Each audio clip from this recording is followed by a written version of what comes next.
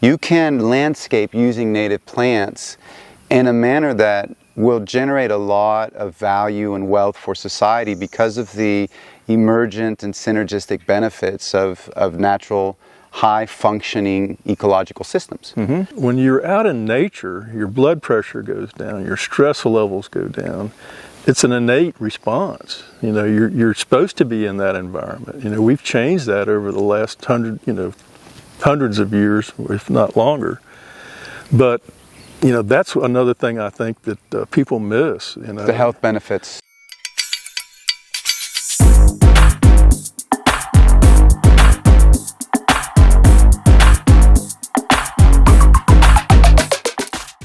In this episode of the Ground Up podcast, I speak with my dear friend, Brightman Logan. Brightman is a biologist, a naturalist, a Florida native nurseryman, and a fifth-generation Floridian. Over the years, I've learned a tremendous amount from conversations with Brightman. He's taught me a lot about native plants, about sustainable landscaping, site preparation, and ground cover restoration. And in this episode, we explore all those topics. I also talked to Brightman about his work on creating a Florida native plant foundation and starting a Florida native seed project.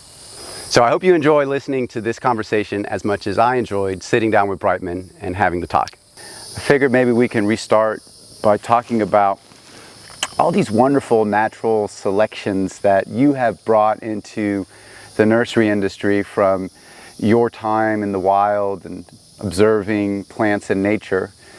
It's really remarkable how many hits you've got. You know, I tell my friends, I think of you as the Rick Rubin of plants, because all of these natural selections is just one hit after another.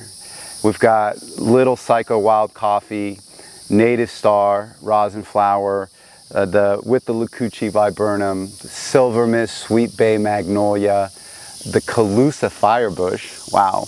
Yeah. Showstopper, Simpson Stopper. These are headline plants nowadays. Yeah. Well, you know, the benefit I had was being able to grow thousands of these different plants, different species. So, you know, I was fortunate enough to have an eye where I could spot differences. And we would see different shapes of leaves and, you know, different blooming habits, or maybe the plant was a little more dwarf and compact in its growth habit. But some, you know, we were looking for more plants to have the uniformity of the aesthetics involved. A good example is Simpson Stopper. If you grow it from seed, you get different colors, you get different leaf shapes, you get a lot of variety. And a lot of people in their landscapes, they want to see that uniformity of their plants. And so with that one, we started looking at the different ones coming out, and we noticed the Showstopper. And it had a bigger leaf, and it had a darker leaf, and it had a beautiful emergent foliage when it came out in the spring. Reddish, real red, and it contrasted the darker green color to it. And the thing we had to do, though, is a lot of that doesn't stay true to the plant. So you have to watch those plants for a number of years, and typically about 5 years. You want to put it in production and watch and see how it grows and see if it stays true to that. And then at that point, sometimes they'll stay true to seed, but you're going to get variations, and that's why we went to start doing tissue culture with AgriStarts over in Apopka to keep that genetic the same in those plants so that there wasn't as much variability, and we were able to capture the unique features that those plants had. Mm-hmm. And so, you know, again, over time, as we would notice these plants, we'd see them in production, or we'd see them in the woods, we'd take cuttings and we'd put them off to the side and watch them and see how they did. And you would plant that around this property on your homestead, on the farm? We planted some here, but mainly we had a section in the nursery. We'd put them in containers and let them sit over there and just get away from everything else and just see how they did, how they performed. We had some plants that we thought were dwarf. And we'd hold them for 3 or 4 years, and the 5th year they'd start growing out and they wouldn't stay dwarf. Mm-hmm. So it's important to know what it is that you're releasing out there, that it's a slow process. Yes, it takes a long time. It takes a while, and it takes a keen eye to see those differences. But yeah, I'm really happy that we've been able, because when the nursery went down and I left the nursery, we kept those plants, and we worked to deal with agri-starts to keep those in production in the industry where people could utilize them. And that's a real legacy, because I'm very grateful that you did this, because I realize that it does take an entire generation of time to properly evaluate, select, introduce, and develop the tissue culture protocols. We're talking at least a decade for a single plant. So now that we are embarking on this mission of promoting the adoption of sustainable landscaping, we're blessed to have access to these selections, because what they do is they bring consistency and reliability to the aspect of our commercial landscapes, where we do want to be able to have standards for providing people with the type of aesthetics that they want, and also to know that we will be able to replicate our management practices, be they nursery production practices, landscape implementation, installation practices, and most importantly, the landscape maintenance practices. Whatever we can do to create some consistency is good.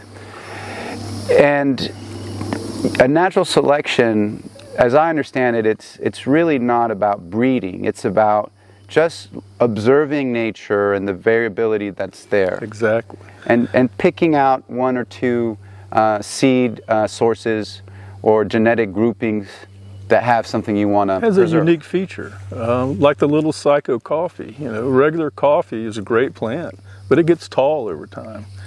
And we noticed that the little psycho were growing in these hardwood hammocks in our area here, and they were all very short and dwarf, and they only got about 2 or 3 feet tall. And so we started doing cuttings on those, and we started trying seed. The seed a lot of times wouldn't stay true, sometimes it did, but you'd get crosses on that. So that's why we went to tissue culture on that. But that's one of the important aspects, is we don't want people out there crossing. There's some people in Alabama that cross native azaleas to get different colors and things. And that's fine, you can do that, but you don't want to introduce that back into a natural system where it can upset the genetic diversity and just the genetics of those, the gene pool of those plants in that system. And so that's why the statement we have in the fan book is that they have to be natural selections. They can't be hybridized species. They have to occur naturally in nature, and then we've been able to capture that and utilize those plants for uniformity. Now, not everybody wants that. Some people like the variability. But as we've talked about before, people's perceptions of landscapes in Florida are a certain way, and people like their landscapes to be aesthetically beautiful. And so these plants kind of helped offer that aspect too, but we still have to go beyond that and look at a more holistic approach to all of your yard and how you do things. Sure, it's definitely It's a step in the right direction to get people. I always said it was kind of like the hook to get people interested. And they see all these butterflies coming, like to the Calusa firebush, and they go, I want more of that. You know? So that was kind of really my thought on it, was we needed to get these out there to get more people interested. And the Calusa firebush, it's also so dramatic in how dark red the blooms are, and also the foliage. So you're getting the attraction of the butterflies and the pollinators really love the plant. You get the red, which always attracts people in the landscape. Right. And the red stems. The red stems. Red stems too. It's definitely a little bit different now. There's firebush that have been brought in from Mexico and utilized a lot. There's some people down in South Florida brought them in and said they were native firebush, and they produced the heck out of them, and they spread them all over the state, and they're not native. So you want to be careful about your sources when you get plants too. That's right, because when we focus on plant genetics that naturally occur in a specific ecoregion, then we can be more readily assured that those plants are well adapted to the specific soil, nutrient, and moisture and climatic conditions of the region you're planting it in. Right, and the animals and the insects are adapted to those plants too, and utilize those plants. So all the relationships are intertwined. So tell people a little bit about the uses of these plants and how they might consider utilizing each of these in their designs. We talked about Little Psycho, which is a great name, by the way. Yeah. That's a wild coffee, Psychotria nervosa. Right, Psychotria nervosa. And the Indians used to use it as an emetic. They would drink the extract from it and purge themselves before they did ceremonies and things. So, Okay, so if we eat the berries, well, you can, but Yeah. it's not something that's real tasty. it's for the birds. Yeah, it's more for the birds.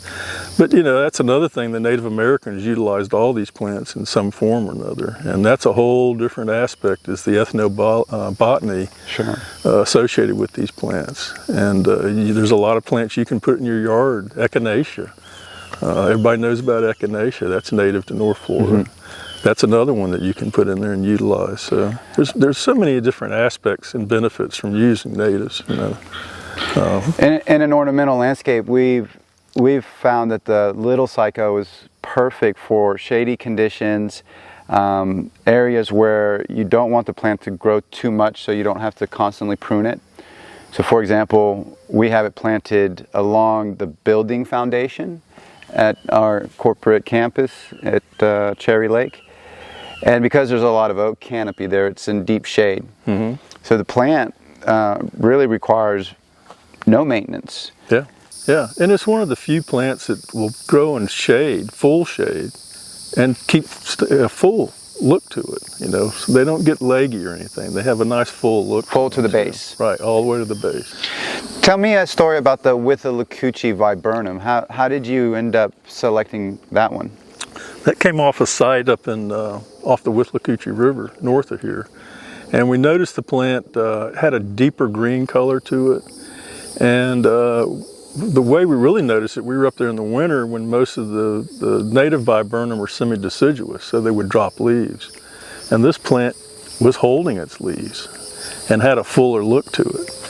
And so we took it and we just started propagating it and started a section of it. And it's, as you know, it's got a deeper green color to it than the typical Walters viburnum. And it keeps that fullness in the winter too, which was really important.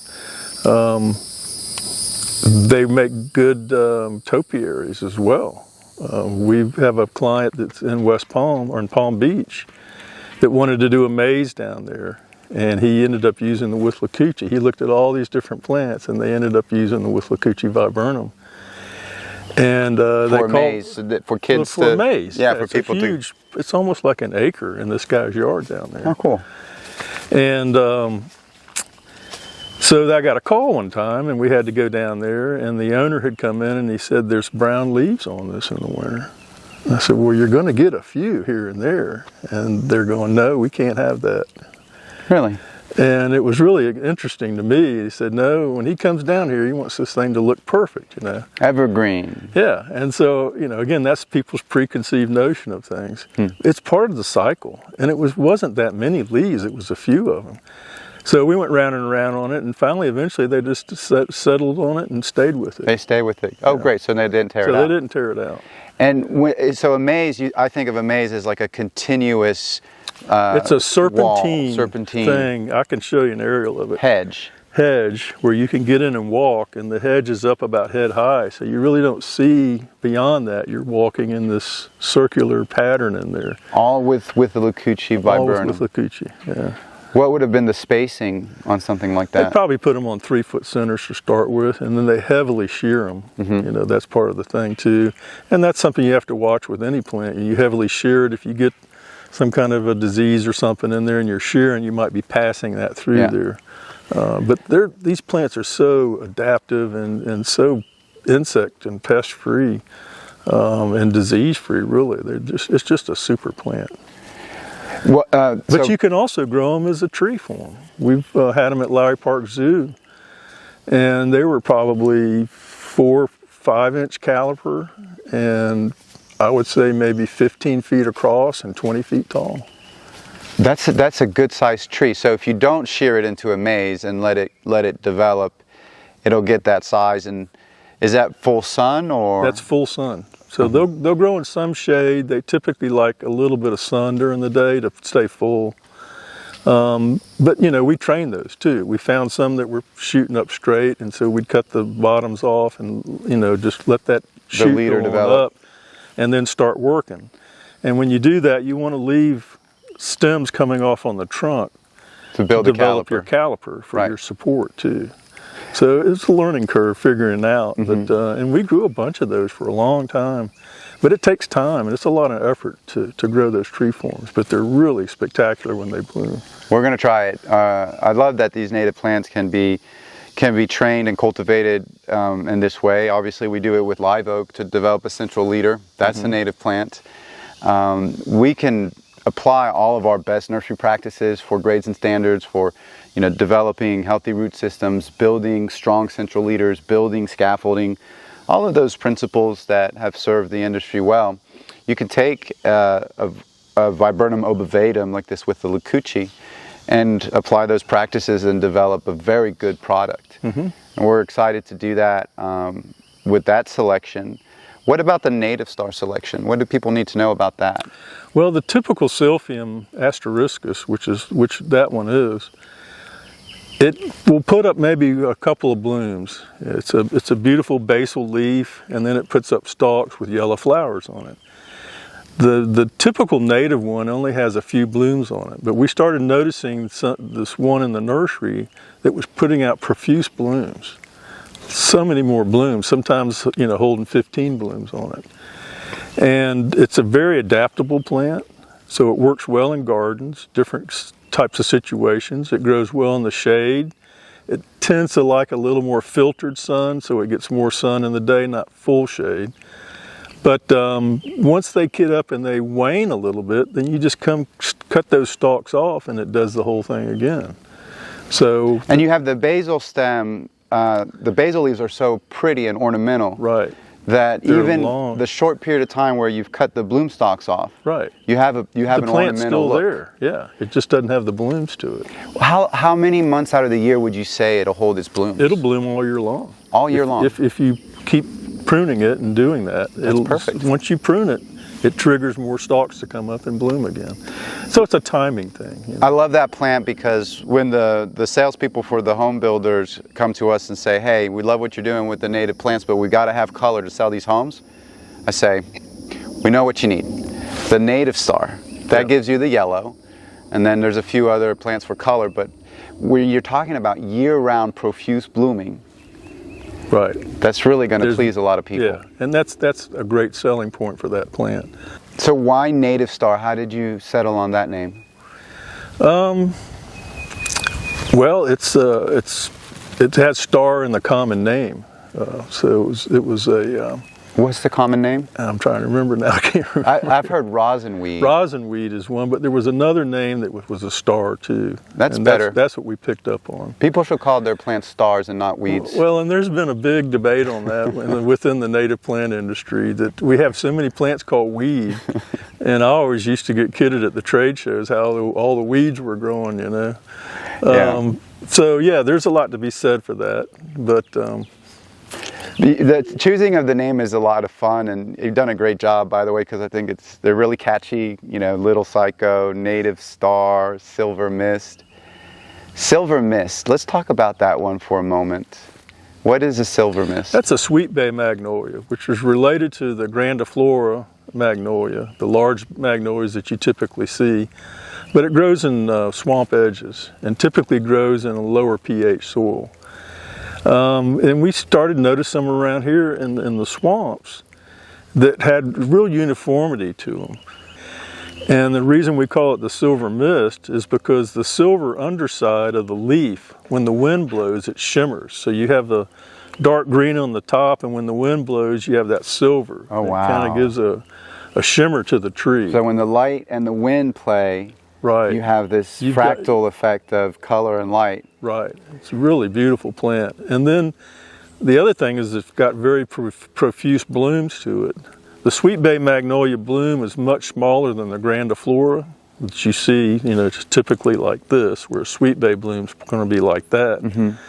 But when you smell it, your plants are amazing, Brightman. I'm so impressed. So we're growing all of these at Cherry Lake now. We're working with Ty at AgriStarts for some of the tissue culture and propagating some of our own, because I think that, I mean, we talked about 5 or 6 plants. Every single one of them has a real role to play in our Florida landscapes.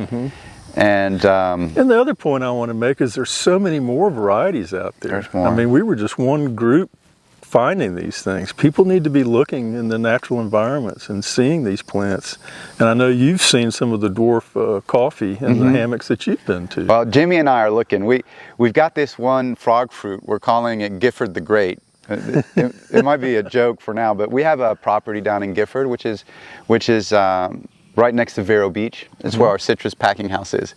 And Mark Gotts turned me on to frog fruit about 5 years ago, and I've just been staring at the ground ever since, trying to, because you can find frog fruit anywhere Everywhere, you look. yeah. I've got it in the yard here. And so I noticed some really good looking frog fruit growing down by our retention pond at the packing house.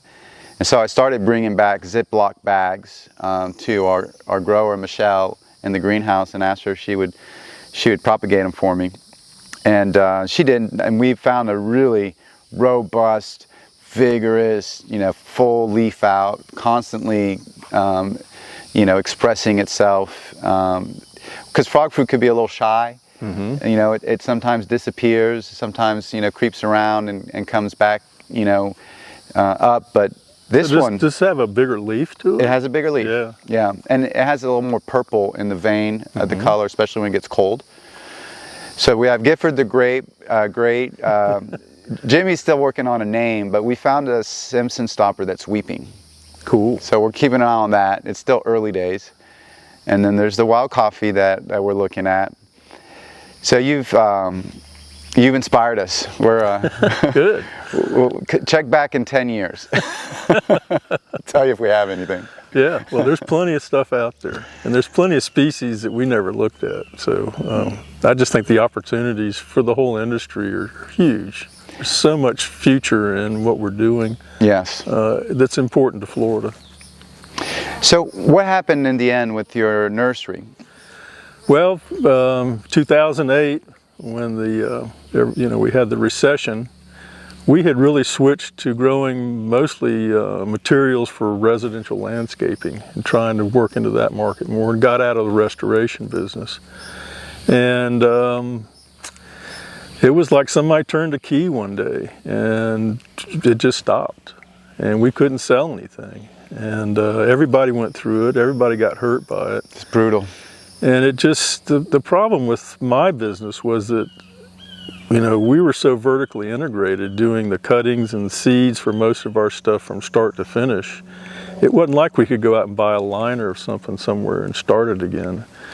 So when the cycle broke and we went down... Oh, you had no more cutting stock to keep going. We had no employees we had to let go. We kept about a dozen of them that were core people who'd been with me a long time and were family. Really, and then I went without a salary for years, and it just got to a point where I told people it was either the nursery had to go down or I was going to go down. But we just couldn't restart it. It would just take too much, and at that point I'd already been in it for 30-something years. So, you said earlier you had up to 50 or 60 employees? We had up to about 50 employees at one point, and we were doing landscaping and restoration and the nursery too, and consulting. So you had to start to contract that with the Great Recession, bringing it down to 12 employees. Did you stop the vertical services first? Yeah, it was all just growing plants at that point and trying to hang on. Just hanging on. Yeah, and we actually we got to a point a couple years into that where we called municipal, counties and parks and said, we've got these plants, we'll give them to you. I'd rather see you take them and utilize them than us just having to throw them away. And every one of them said that they didn't have a budget to be able to plant them. And then some of them said, well, if you deliver them for free, we'll take them. Yeah. And at that point, I just decided... It's hard to give away plants. You can't do it, Well, that's a sad ending to the nursery story, but a lot of nurseries went out of business in the Great Recession, and I feel for you because I know a lot of passion went into building that. But it was tough. It was really tough, and I blame myself for a long time. you can't. Nobody can deal with a recession of that magnitude unless you're blessed to have, other income sources to support the business. But we noticed that the business at Cherry Lake, because we had the citrus business, we survived. But if we had only Cherry Lake, we would not have survived, because we were selling below cost and losing literally millions of dollars every year for the period from 2008 to probably 2012. Yeah, that was it. So 3 to 4 years of negative cash flow. Very few businesses can withstand that. Yeah, and we hung on till 2012, and then that was just it. We couldn't do it anymore. So now you're working on some really inspiring projects, notably this ground cover restoration project, and I'd love for you to talk to us about that. What is ground cover restoration? What does that include? Well, through the Florida Wildflower Foundation, I've been the past chair of research for a number of years, and now we have Gage LaPierre, who's taken over my position. But part of it was trying to do these wildflower areas, wildflower gardens and wildflower meadows and things like that. And the biggest problem is that we could supply the plants and we could plant them, but it was the ongoing maintenance related to the noxious soil seed bank. So the noxious seeds that were in those sites would come up. And, again, you plant it all, but if you don't maintain it and keep those weeds out, it just turned to crap, really. It just got to a point where these things would grow up into big weed sites. So we started looking at how we could better prepare our sites to be able to plant these things, and looked at different methodologies. And that corresponded with the University of Florida looking at trying to do more ground cover research for mitigation banks, for areas that needed to be restored on a large scale. You can do small scale stuff like that, but when you start talking hundreds of acres and things like that, you got to develop your methodology for planting your seed and prepping the soil, how you do everything, So that's kind of how we got into that. I started talking through the Wildflower Foundation. We met with Red Baker up at the University of Florida and started talking with them, and they were very interested in doing that. So we started pushing that movement to get everybody together and start talking about how we can better set up these sites to be able to do these large-scale restorations. And the ground cover is typically, like if you go out in a flatwood system, you've got wiregrass and spirobolus and different grass species and forbs, different wildflowers that make up that composition. And to try to recreate that's really hard. So that's where all this is kind of going to. We had a workshop last year, and we just had one this year in April. And we have 150 people come to this thing each year who are really into it. And we've advanced that on now to where we're going to try to get a Florida native seed partnership together, where we start banking these seeds and learning the best way to germinate them, propagate them. Do you need to stratify the seed for a while before you use it? We don't have that information out there, and we never have. And that's one of the things that's always bugged us about the natives. There weren't many things you could go to tell you how to grow these plants. The resource and the research just was not available. It's not there, and it still hasn't been there. No. So the push now is to get a native plant research center at the University of Florida, which we're working on right now, and we'll probably go to the legislature to see if we can get an appropriation set up this fall and hopefully voted on next spring. Okay, I want to go back a few steps because just to clarify, sure. This is really interesting to me. Ground cover restoration is more about large areas that we're wishing to restore a native ground cover, which could be a mix of grasses and wildflowers and forbs like meadows or large mitigation restoration projects, as opposed to what we were talking about earlier was more of an ornamental or commercial landscape scale. Right. So these are much larger areas in general, Right. typically. But the application could be used for mitigation banks, for large-scale developments like you guys are working on. On the sector plan scale developments for sure, or utility easements, roadway easements. Erosion control areas. I guess the best example that we've seen is in Texas, where they have developed, what they did was they got universities involved in private philanthropy to fund it, and they started a Texas seed model, where they've realized they had 5 different regions with different plant species and things, and so they started doing work over 20 years ago, getting that seed and working with it and finding varieties that were unique. And so they developed the methodology and protocols on collecting the seed and how to do the site prep and the installation and the maintenance to get these sites established. Well, now it was DOT who really was overseeing it, although they weren't funding it. It was funded through private philanthropy, universities. Lady Bird Johnson Center put money in. A lot of different people worked on this thing. And they had production sites to build up the seed supply, the foundation seed that's needed to grow the supply even further. So there's like a whole supply chain that's been built. Right, they've created a whole new agricultural industry out there. How many acres did you say they're farming on? So we've been told over 50,000 acres of farmland has been converted from crops to growing the native seed and forbs for roadsides and other projects. But just in Texas? Just in Texas. 50,000 acres of farming and expanding. Seed.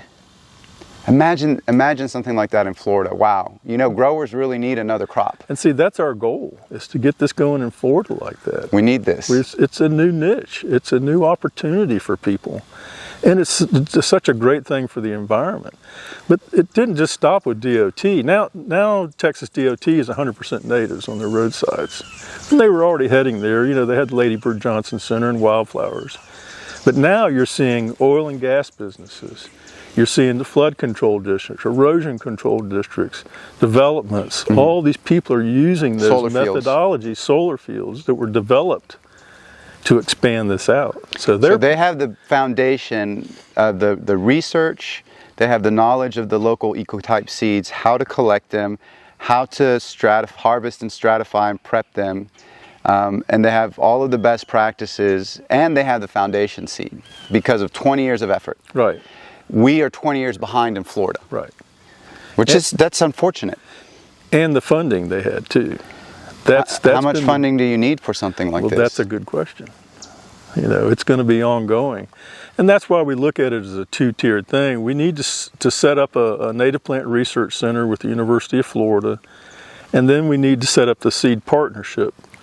And hopefully the seed partnership will help direct the research that the center will do. You know, we'll look at what we need, talking to growers and ecologists and people, what are the plants that we need to focus on, and then work with the university to do the research on that and develop the methodologies for all that different, you know, for the germination, propagation, installation, all of that.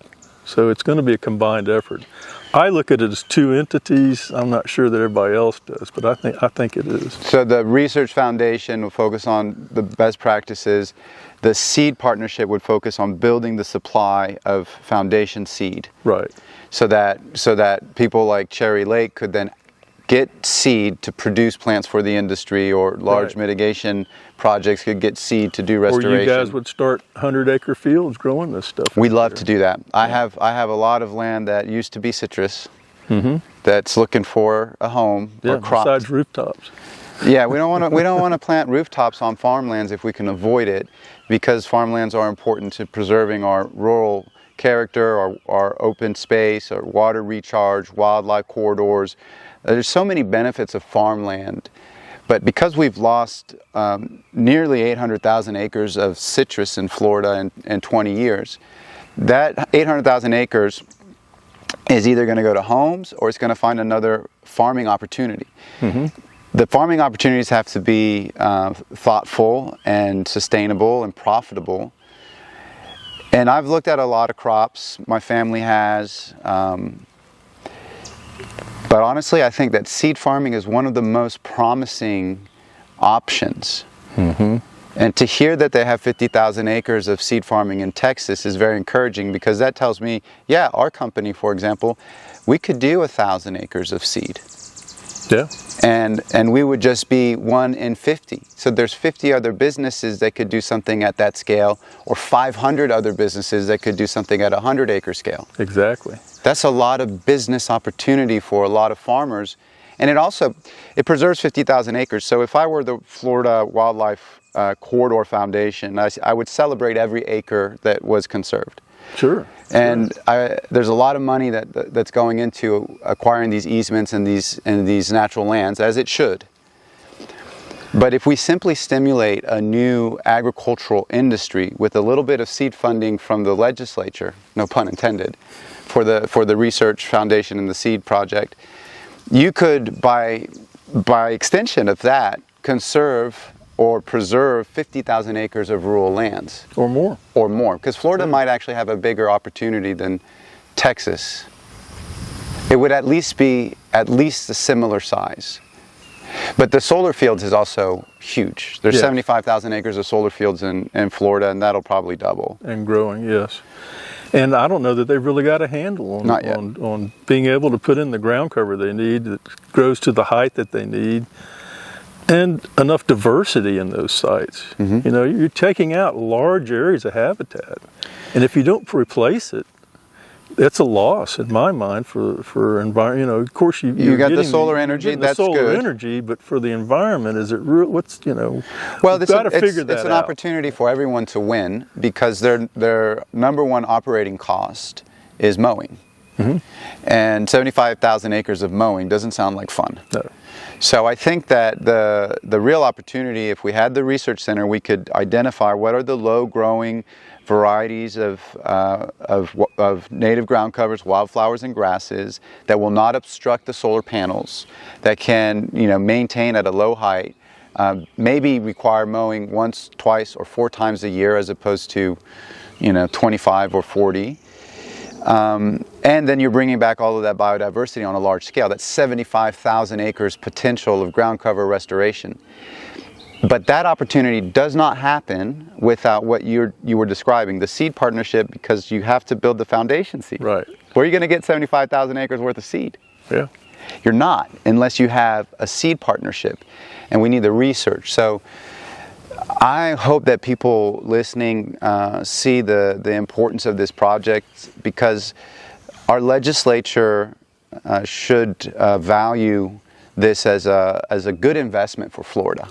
Well, I went up with Gage LaPierre in November. I had a lobbyist who was working with us on another project, and we were telling him about it. And he says, I'd be happy to go to bat for you guys on this pro bono. And so he set up meetings with us in November with 7 Senate and House committee chairs. And we went in, we made our pitch to them. And in a lot of cases, we get halfway through and they're all going, this is a great idea. Why haven't we done this before? So there is support. So the support's there, and now IFAS is taking it. They might have got a little mad. I kind of preempted them up there, but IFAS is taking it now, and we're going to go up. That's what we're trying to do this year, and get funding. It's not just the initial funding. We're going to have annual funding too, to pay people who work there and keep this thing going. So we're trying to come up with a budget on that and see what it's going to take. And but I think people are coming around. They understand the importance of it, and I think we'll make a lot of headway with it. Yeah, when you look at the knockdown effects of economic opportunity, as well as the opportunity to restore and preserve rural lands, I think the value is very high. I heard somewhere they say that for every $1 invested in trails, you generate $7 of value. Somebody did some economic study in that particular area of public investment. I would guess that it's greater than 1 to 7 in this case, because it's a very relatively small investment that we're talking about. Sure, especially when you're talking about seed. Yeah. If you can figure that out, you can do so much more with seed than with just plugs, cost-wise for one thing. But again, it goes back to proper methodologies and protocols, which we've got to learn about. We're making headway on that too, but we need the specific research. We need the good data. It's coming. Gage's Meadow Manual, which I had a chance to preview. It's awesome. I think it's 60 pages of detailed documentation on how to build Florida meadows, from design, from species selections to site selection, site preparation, planting. And he doesn't just give one planting methodology. He gives the best practices for 5 or 6 different approaches to planting. Very thorough. And then all of the maintenance. Right. And which is so critical. When this gets published, I'm assuming it'll be published soon, it'll be a real step forward. Right. Because that is a very valuable document. Yes, it's going to be the foundation that we build on, you know, and we'll tweak it and work on it. But it's a great start for us all. Well, and it's not just for environmental. You know, you've seen it with the developments. You know, you drive in these huge developments and there's acres and acres of just sod, floor tam grass, or whatever it may be. Yep, and mowers. Rip out stuff. Why not have these beautiful meadows that you can put in there, and they're going to attract butterflies, wildlife, birds, We've blooms. talked with the Florida Florida Wildlife Corridor, and we've made a proposal to them that, you know, you've got your wildlife corridors, but when you come to urban areas, there's a gap sometimes. So why can't we come in and put in pollinator pathways or meadows to kind of connect those things up too? Farm edges. Farm edges. They need it for crops. It creates beneficial habitat that helps farms attract beneficial predators that will keep populations of thrips and aphids and mealybugs down. And your pollinators to pollinate your crops. And your pollinators to pollinate. So there's all these synergistic effects, and it's one basic pattern of landscape, which is, we'll call it a meadow. You could put it along the Central Florida Expressway roadsides. You could put it in the power line easements. You could put it on the solar fields. You could put it in the large master plan communities. Once we get it down and we have the seed, it's a whole industry. Forget about the 50,000 acres of production for the farmers. All of the industry around the verticals, of installing and managing and selling and promoting. It's very, very exciting to me because I see a path where Florida can embrace an alternative approach to landscapes, not just at the residential or commercial level, but truly across the entire landscape transect. Sure. From the edge of the pavement to the edge of the wildlands. You can landscape using native plants in a manner that will generate a lot of value and wealth for society because of the emergent and synergistic benefits of natural, high-functioning ecological systems. Well, and the other thing is, we talked about before, Korea and Japan and other places, as they do developments, they preserve 100 and 150 acre blocks of natural area for people to be able to go into. And they've done studies on those areas. When you're out in nature, your blood pressure goes down, your stress levels go down. It's an innate response. You're supposed to be in that environment. We've changed that over the last hundreds of years, if not longer. But that's another thing I think that people miss. The health benefits. The health benefits. You're seeing a lot of these developments that used to be golf courses. Now people are paying a premium to be on a preservation area where they can see deer and turkeys and birds and stuff come out. The focus is changing. People are starting to realize that. They are, and it's important as we move forwards into our future collectively. We are going to see a lot of population growth in Florida. We are going to see more and more technology. Our kids are spending more and more time leaning into the screen. And there's a place for that. But to counterbalance that, to counterstretch, to open up to being immersed in nature, forest bathing, as they call it, the Japanese do when you allow people to walk through forest and experience those health benefits. We can do that by bringing these natural systems to where people are, inside our communities. And then you start to overcome, some of these nature deficit disorders that our younger generations are afflicted by, because the loss of wildlands and the fear of nature has really shifted an entire generation, or maybe 2 or 3 generations. Mm-hmm. But we can get that back. I was talking to my nephew, he's 19, and we were at the Pavilion Gardens at Cherry Lake, and he's doing an internship with us. He's a sophomore at Cornell. His name's Sebastian, and he's a smart kid, super curious, and he was asking me about these native plants and what we were doing. And I was trying to explain to him the business opportunity, as well as the, all the reasons why you want native plants in your landscapes. And as we were talking, there's a giant palm tree there, and maybe 20 feet tall, where the fronds start. And a squirrel falls straight out of that palm tree, 20 feet to the ground. and the squirrel picks himself up, and he's a little, he looks around. And my nephew just stopped dead in his tracks, and he was just in awe. And that was it. That was the moment that you realize that it's these spontaneous opportunities to connect people, and especially younger people, with the joy of nature, to see something unexpected. Mm-hmm. And then it draws you in. You become curious. Wow, why did it fall? I didn't know that squirrels could survive a fall like that. Let's look for something else. And you start pulling on that thread of curiosity. Exactly. And you can get it all back. Sure you can. You can get it all back if you create an environment for people and plants. Right. And I think I told you, I raised my kids out here. Yeah.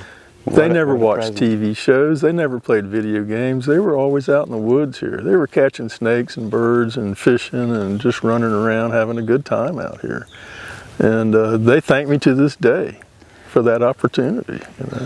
It is. And so many people so never experienced that. When we had the organic farm, we were growing organic vegetables. We would bring classrooms out here, and you'd go pull a carrot out of the ground, and these kids would they couldn't believe it.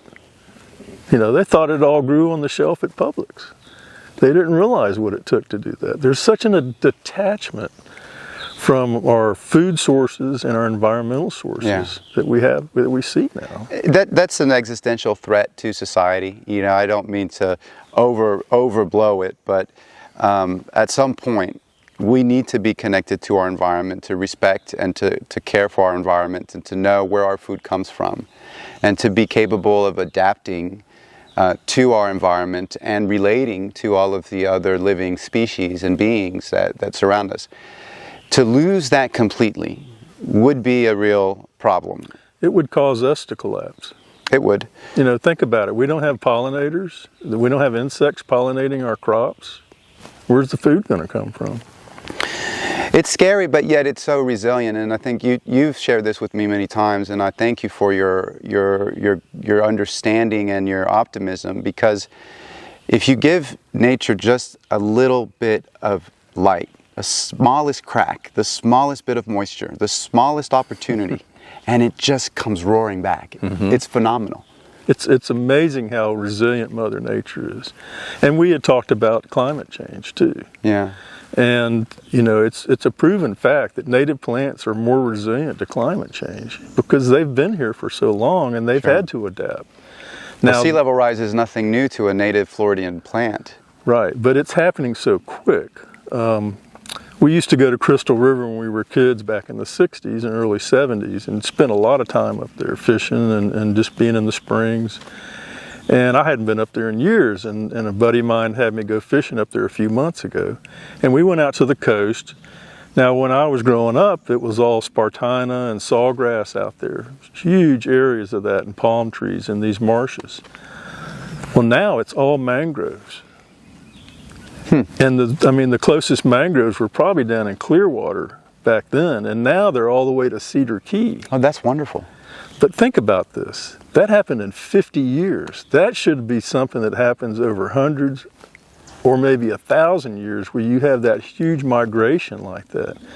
So you're creating new habitat, but the thing that was alarming to me is that the speed that's changing, how quickly all that So they weren't changed. planted, they migrated. They naturally migrated into that area because of sea level rise and water temperatures and other conditions like that. So species like tarpon and snook are now up there full time, where they would used to just maybe go up there and then go back south. The whole ecosystem is shifting. So everything's shifting.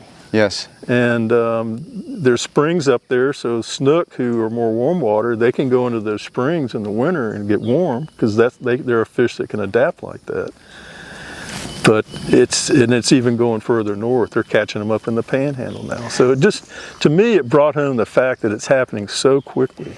Yeah. But again, it goes back to the point that natives are the ones that are going to adapt and be able to take it. We're going to lose coastal areas. We're going to lose stuff on creeks where the salt water comes up these creeks and kills cypress trees. Mark Gotts and I were talking about that last week. But again, Mother Nature's resilient and will adapt to it. So. And mangroves are that border species between us and the sea, and they probably are a very good sentinel of how our natural ecosystems are adapting to changes in sea level. Mangroves is really one of my favorite plants. We don't grow it, but it just provides so many services. Durable. And they're probably one of the best at carbon sequestration too. Yeah, regulating. They bring it all in and they put it down in the roots and stuff down there, and they hold it in that environment. Yeah. There's a lot more to appreciate about plants, and I think that it's a good story to tell the story of plants and their purpose and their benefits. Because as things are shifting, we all experience the shift in different ways, whether positive shifts or negative shifts. But right now things are really dynamic, and to me that's a little bit of a chaos and opportunity. It's a threat. There are challenges in this time of a lot of dynamic change in our society and our environment. But the bright side is that when you are in the midst of a shift, there's an opportunity to shift towards something positive, to something better. Yes. And I'm curious, how do you view the future? Where do you want to see our society go in terms of our relationship to nature? Well, I think you're kind of already making inroads in that with some of these large developments. We've got to show people that we can do that on a grand scale, still have the aesthetics that people want. That, you can't deny that. People want aesthetics in their landscape. But the other thing of beauty is the natural reaction to the native plant habitats, and bringing all this wildlife back in and helping sustain that before we lose it all. Look at Europe. They've lost in some places 80% of their insect and bird populations. United States, 50 and 60% in different areas. And a lot of that really is because we don't replant native plants when we do urban areas. And it's the little things that run the world.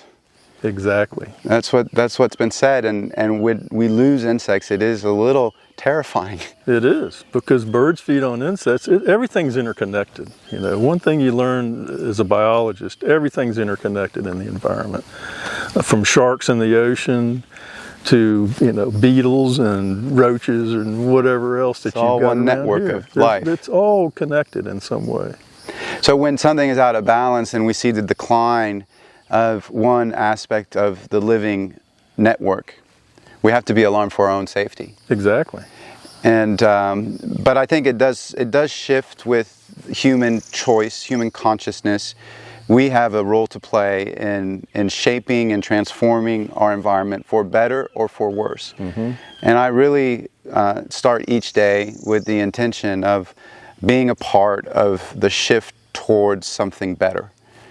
And that's why I've fallen in line with you and Mark Gotts and Nancy Bissett and the whole host of pioneers that were collaborating on the native plant movement and the introduction of ecological ways of landscaping back in the 70s and 80s.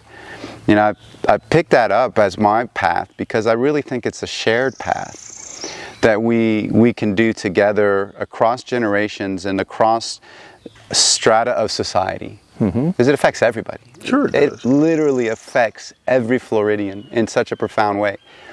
To to tell the story of native plants and to find solutions. Yes, it's hard. Yes, there are weeds. Yes, it's not as predictable and controllable as St. Augustine and Podocarpus. Okay, but we can solve hard problems. Sure. And it's fun to solve hard problems, actually. Well, and again, it's a point I made earlier, the arguments of whether native plants can actually do what they say they are. Go out in the natural environment and look at what you've got around you and how 2 million they years thrive. of proof, 20 million years of proof. They thrive on their own. They're adapted. You lose species over time, but new ones develop. So it's always change. It's not a static system. We tend to look at things as static. If you go back to the beginning of time here on Earth, 99% of the species that were here are extinct. Or they've evolved into something else. They've evolved into something else. And so there's that change is always going to happen. But again, native plants are going to be the ones that can be adaptive and be resilient to make that change. I was reading about natural ecosystems and this idea of dynamic equilibrium where you have both stability and change happening constantly. There's a ceaseless flow of energy and matter through ecosystems, through living systems, the process of metabolism. But what is stable in a system is the pattern of organization, the network. So yes, it's constantly transforming itself, replacing and recreating and regenerating component parts. But there's a basic pattern of organization that is stable. And that pattern of organization is all of the relationships. There are relationships between pollinators and plants, between plants and soil microbes, between humans and plants, and birds and berries, and all of that, is dynamic but stable in that through these relationships, needs are being met. Every individual, every species in the system has basic needs for survival and reproduction, and so their needs are being met somehow by this selfish gene where they're pursuing their individual self-interest in a way to ensure they get what they need. But there's another way of looking at that. In these same living systems, what's happening is every individual is pursuing purpose and contribution. Whether they realize it or not, our presence in a system leads to some type of byproduct that becomes the source of energy and life for something else in the system. Mm-hmm. Right? One man's waste is another man's treasure, but there's a reciprocity. We're constantly exchanging. And that's really what soil science and soil health teaches you, the near infinite level of complexity within these soil relationships. And the ground up is the idea that we can build healthy ecosystems, healthy plants, healthy people, and a healthy planet from the ground up. You mimic what you see in nature, which is the creation of a very biodiverse and complex web or pattern of relationships. And those relationships are based on meeting people's needs. Like, what can I do that meets your need? And what can I do to meet the next person in this room's need? Trusting that my needs are going to be met in the process, because that's the flow of energy and matter through an ecosystem. The more it's distributed, the more it's selfless, the more selfish needs get met. There is a regenerative, benevolent, and creative force in nature, and we are part of that. Sure, especially now. Especially now, because we're altering it so much. Because it's now a threat, and we have to wake up to that reality. Right, and we can do it. Yes, we can. And that's the beauty of nature, is it's so abundantly regenerative. We were talking about these nonlinear dynamics. In ecosystems. You have the concept of emergence. After you have enough complexity established, then you have the opportunity for emergence, which are nonlinear developments in the system's value. If you want to get somewhere, you can go there linearly, and it would take a long time. But if you could figure out a way to get there non-linearly, you may be surprised by how fast it happens and how successful we all can be. Oh, yeah. I look back at restoration projects we did 40 years ago and go drive by them and look at how they've evolved now. And it gives you a good feeling, to see that it's actually functioning now. Yeah, looking back on something like that. Yeah. Well, we did a project that was very... They didn't want us to do the project. It was a shopping center, and I'm not going to mention it, over on the West Coast. And we went in and we decided to build hummock. Typically you would just scrape the ground down and you're going to plant your trees out there. We started building hummocks in there. We got a big front end loader and we put skidder tires on it, and we were building these hummocks out there. So we would put the cypress trees low, and then in the middle where those hummocks were, we would put other different species of trees that didn't need to be sitting in the water. And to see how that developed over time and do such a great diverse system in there, just with a little change like that, just some elevation changes in there. They didn't want us to do it at first. Another thing was we took a bunch of shell. We got shell, just old oyster shell. And we dumped it out there and we started experimenting, putting needle palms and coonties in it, straight shell. They loved it. In a shopping center. They were growing. Well, this is a mitigation for a shopping center. Okay. That's why they didn't want it to be mitigated. But we found out you could grow, again, these plants like a high pH, sometimes as high as 8. But we were tripling the growth, the speed of the growth on these plants. Because you had the soil right. And putting in the right pH and the right soil. How many years ago did you plant this? That was probably in the early 90s, I think, probably. Yeah, wow, so a good 30 years. And now that thing's a huge, you wouldn't know that it was created. It feels like a wild place. Right. And we can recreate the wild in a generation. Sure we can. And we can do it at scale across millions of acres if we wanted to. Yeah. We have the support of the government and the people. People need to get involved, and we've talked about this too. The detachment of most people from their natural environment is a huge barrier to cross right now. People like their little grass yard and their tree in the backyard, and that's about it. They don't think beyond that. I think that's changing now. It is changing, and we've seen it over the years that we've been working on this stuff. I've had students come back, 20 years after I lectured to a 7th grade class and come up and say, I heard you lectured 20 years ago, and now I'm an environmental biologist or something like wow. that. And it makes you feel good that, because I never thought people listened to anything I said anyway. So. I've been listening. You have a lot to share. We touched on it briefly, but you were running a CSA and an organic vegetable farm here as well? Yeah. That was at the same time as the native nursery? That was when the nursery started going down. We were looking for something else to get into. Okay. And I just love the idea of producing food, especially organic food. We started doing research into it. You look at a lot of this autism in children now, and they're connecting that back to the organophosphate pesticides and things that we use on our crops. And we're wondering why there's such an increase in that in these kids. And a lot of that is because of these chemicals that they put on our foods. So we started doing that. We didn't have a lot of success. We grew great vegetables. We just couldn't get the bite. It's kind of like the native plants when we started. We were a little ahead of our time. I think we were ahead of our time on that Organic vegetables. And what's a CSA? Because that's a special type of distribution model? Yeah, basically we would provide provide weekly boxes, and we'd put lettuce and tomatoes, whatever vegetables we were growing at that point, and you could buy it for X amount of money, and we would take it either to people's homes or we would distribute it to an area and they would distribute it out from there. And we got some of the organic grocery stores would buy stuff from us too. But it was never enough to where we could make it work. We couldn't make the margins work. And then after about 4 years of that, I got out of that because we weren't making money on it. Were you growing in greenhouse cover? Or? No, all outside. Wow, that's super challenging, isn't it, to grow organic vegetables in Florida? It was, yeah, we didn't realize what we were getting into. He must be one hell of a grower, Brightman. Wow. And Roger Bilbrey, who was my grower at the nursery, really was helpful in that. He's a really good grower.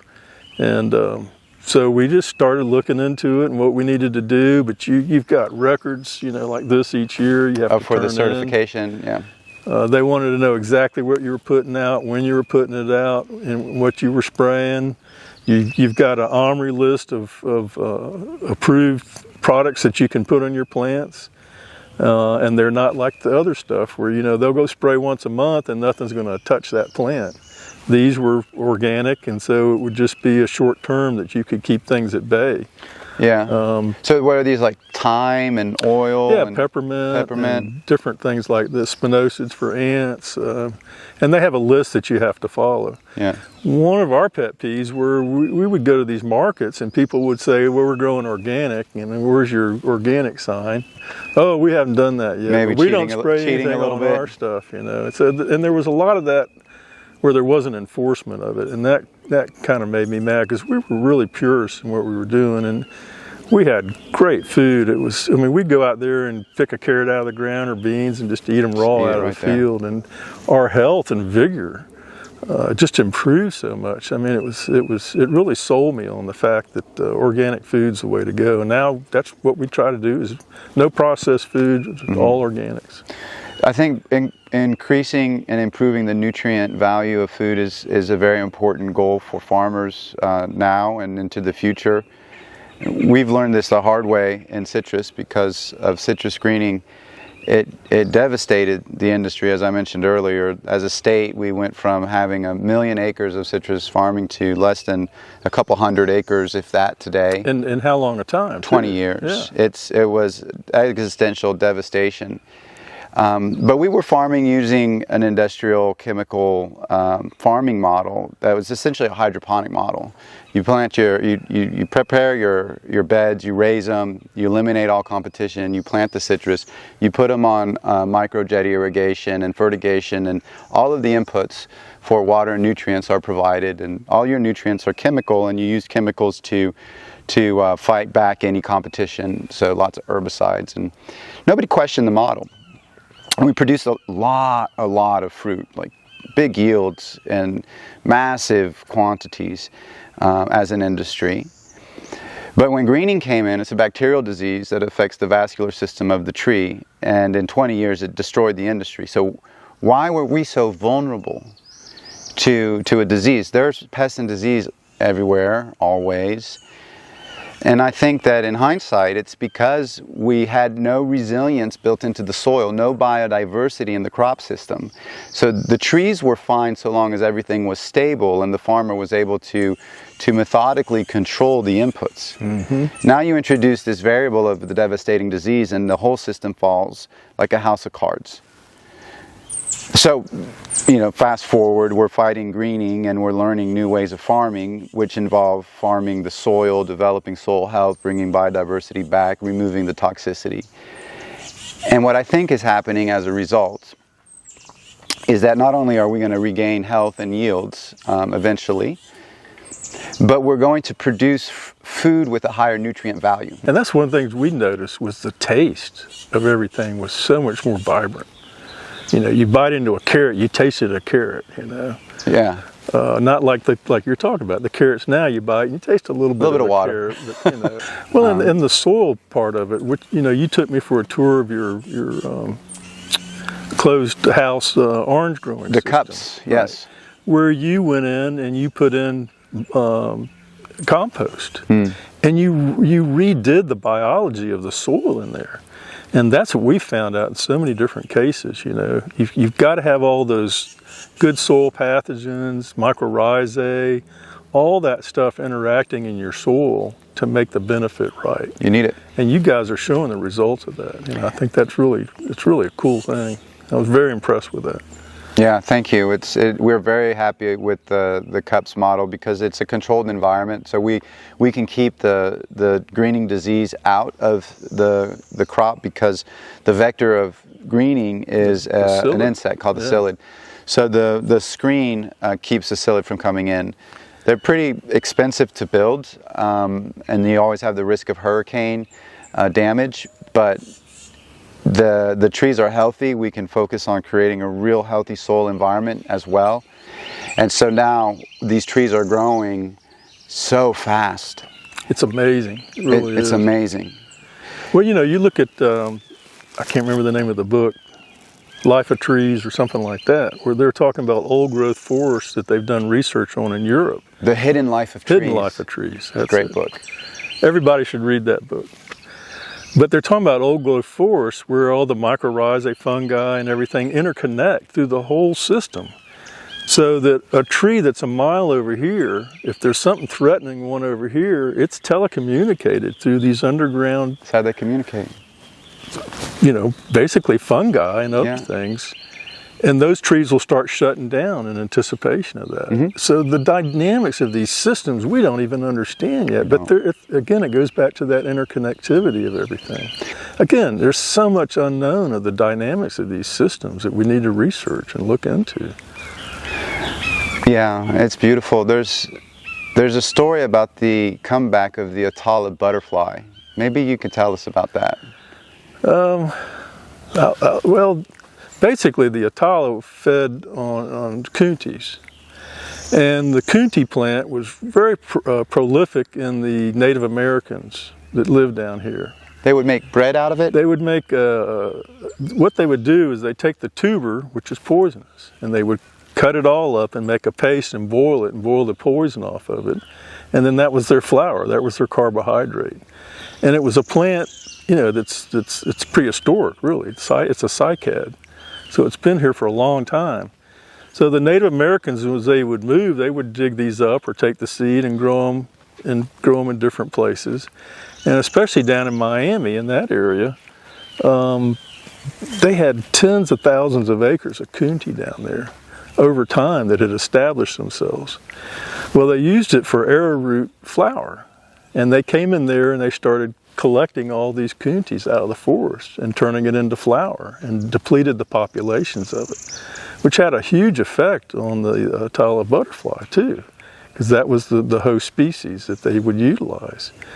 So now that people are replanting these on huge numbers, we're seeing those butterflies come back now because they have the host plants. And it was thought to have been extinct for a time. Right. They weren't seeing them for a long time. They thought it was gone. They thought it was completely gone. It was on the list. This thing is extinct. Right. And it just shows you what a little bit can do to bring back something So like because landscapers started using kuntis in ornamental landscapes in Miami. Yeah. Well, all over. All too. over. Yeah. And I mean, look at something that was parking extinct lots. came back. Right. And now it's abundant. They thought it was extinct. They thought- it well, had of to be course. there, but it was in such limited numbers they couldn't see it anywhere. So now they're coming back, and they're coming back a lot better than they were. Yeah. And then the kunti is such a durable plant. You see it planted in parking lots and all different types of places. To where, you know, now they've got them back, they've got the place where they can come in and utilize it. But yeah, there's stories written where there was so much kunti down there, and for years, I think it started in the teens, maybe a little earlier than that, and went on for years. And they just took all of them out and depleted them and used them for that flower source and never replanted it. Never replanted. Well, that's an interesting story of caution and of hope that, you know, we do have an impact, and it only takes a small effort to allow Mother Nature to, you know, get back into flow. It goes back to the resilience of native plants, Yeah. you know, and the interconnectivity with everything around them. So native plants is really the key here to reestablishing these communities of relationships.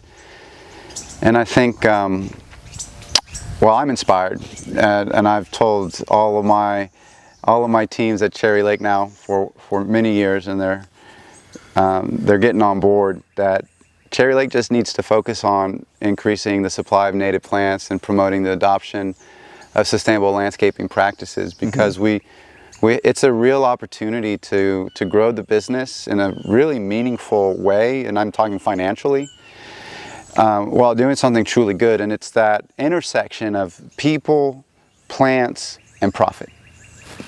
And you were talking about that in your own business story. We're growing all three. And it doesn't have to be a dirty word to be profitable if we can create some sense of harmony and balance in that triple bottom line approach. We put purpose at the center and inspire ourselves and our colleagues to do the hard work, but it will pay off. And I think native plants that's the key. That is the simple answer to the long, hard question. And profits, a lot of people think that's a dirty word, but to keep your business going and do what you guys are doing, it's got to be profitable. You have to keep the cash flow. Cash flow is like oxygen for a business. You need oxygen to breathe, but you don't live to breathe. Right. And, right? If you haven't run a business, you don't really get it. Yeah, you get it. I always like talking to business people, and I love talking to naturalists. So it's a treat to speak to you. It really is, Brightman. Thank you. I appreciate that, Tim. And I really admire what you all are doing and the way you've taken this on and want to push it. And just know you've got the support of a lot of people, and we're glad to help and see things change. And like I said, we have seen a lot of change in the 40 years that I've been involved, plus years that I've been involved in this. But I think it's getting ready to explode. I think you're going to help us a lot. Hopefully getting the Native Plant Research Center at the University of Florida and the seed partnership going. And again, the public awareness of why this is so important. You listen to these birds and things, and a lot of urban communities, you're not going to hear stuff like this. You're not going to see things like that. But we can make it happen. So. We can. Well, let's end it there. Again, thank you so much for sharing your life experience and wisdom with all of us. Thank you, Tim. Appreciate that.